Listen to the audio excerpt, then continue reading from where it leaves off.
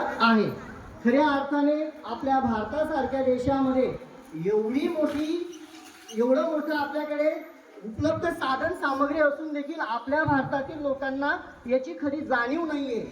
ज्या वेळेस 180 देशातील लोकांनी 180 देशांनी ज्यावेळेस याला मान्यता दिली, त्यानंतर आपण कुठं याला जागतिक योग दिवस म्हणून जाहीर करण्यात संबोधले.